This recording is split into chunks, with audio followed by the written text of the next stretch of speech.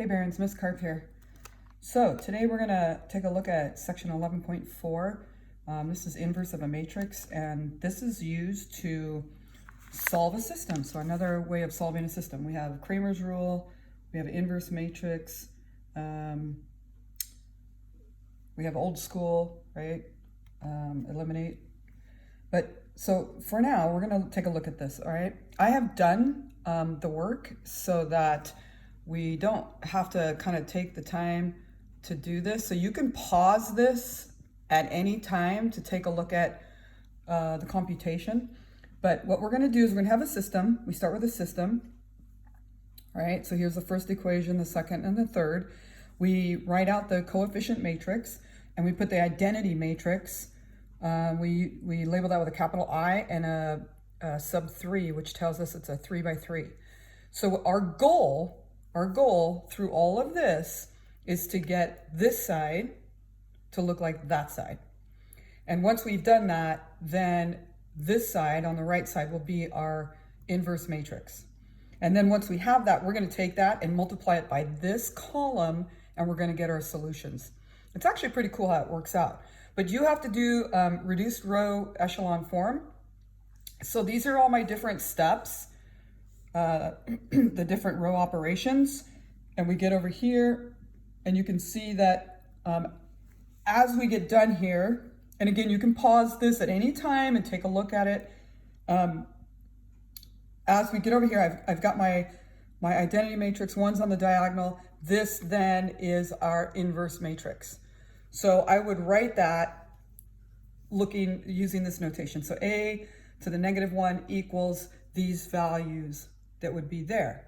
So once you have this, you can take this inverse matrix and multiply it by the constants that was back up here, and you'll get your solutions.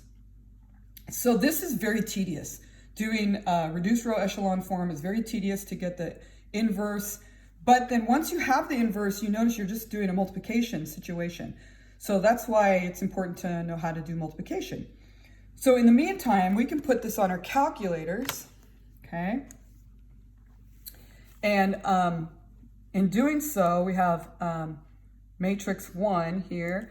So we'll look at that. Here's our A matrix. And this has all the values from the very first, for that first row. And all we're going to do is a 3 by 3. All right, so I put them all in here. And as you can see, they're all there. I will get out of this. Then I'll go in, then I'll go back in. And I'm going to edit the B matrix here. This is the 3 by 1. So this will be the constants. That's this. And that should be 2. Oh, go back one. So that should be, scroll down. So that should be 2, 2, and 0.5 or 1/2. So there's my B matrix. So again, I'm going to quit that. So here we go. This is it's so cool. All right. So I'm going to move this up a little bit so you can see it. So we have second matrix. We're going to choose A. We're going to do inverse. So the inverse key is right here. Yes, it's that simple. So you're going to do that. Then you're going to grab your B matrix by going back in, get your B matrix, and here comes your solution. So x equals 1/2, y equals -1/2, and z equals 1.